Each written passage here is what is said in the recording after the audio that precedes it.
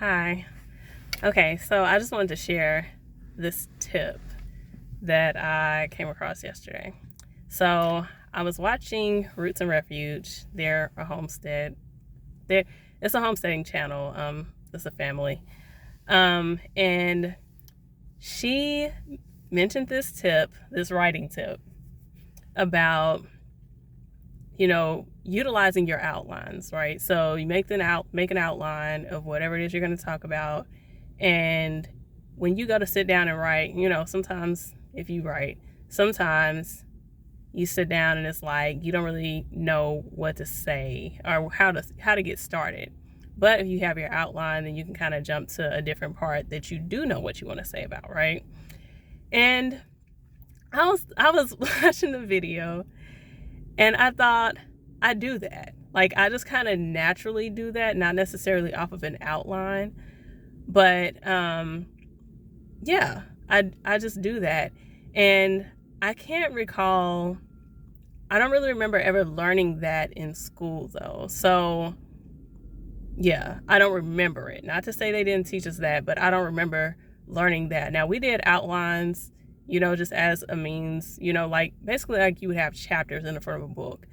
We did outlines just as a means of saying this is what's going to be going on or whatever, right?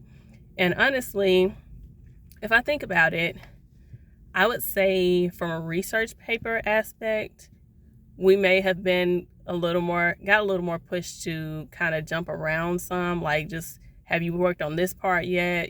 That kind of thing. But from a creative writing aspect, I don't recall ever having anybody, really share that, really say that. So I just thought it was really interesting, when she mentioned it, because there are plenty of times when I go to write something and I'm like I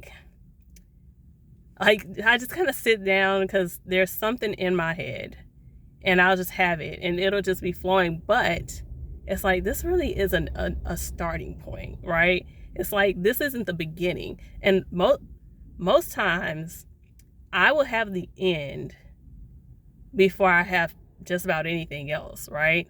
So what I do is I'll just, if I've got, a middle or even the end, whatever, but I don't have the beginning or some other parts in between, or I have sections, but I know these sections don't really go together, I'll just write it, and I'll just write everything I have for that. So I could have, a lot of times this happens when I'm writing like poetry and stuff, so I'll have like 10, 12 lines, and then I'll skip and I'll have 3 or 4 other lines, and then I can go back afterwards and I may even flip that around and put that other part at the beginning and, whatever, or just fill in the space in between and, just kind of work your transitions, whatever, to make it all make sense, right? So yeah, I thought that was a really good tip. And like I said, I just kind of already do that, but I don't know that I've been told to do that or taught to do that. And even on the rare occasion where I've helped people with their writing, I don't know that I've really told them that either. And even if you don't write, I feel like that's still a very good practice.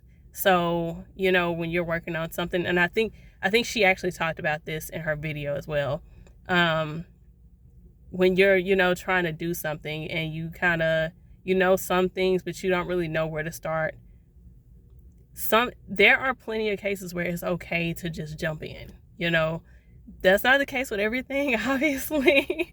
There are things where you really do need to kind of go in a certain order, but there are plenty of things, though, especially when you're talking creatively, where it's okay to just, kind of do this part over here, do this other part, whatever, and kind of jump around and then bring it all back together. So, if you don't know where to start, you can just, just start where you are, just pick it up and go. Don't let not knowing how to begin or, how everything's going to flow through keep you from just doing it at all, right? And that was really the main point. So anyway, y'all should go check out her video. It's Roots and Refuge. I don't know if it's Roots and Refuge Farm or just Roots and Refuge.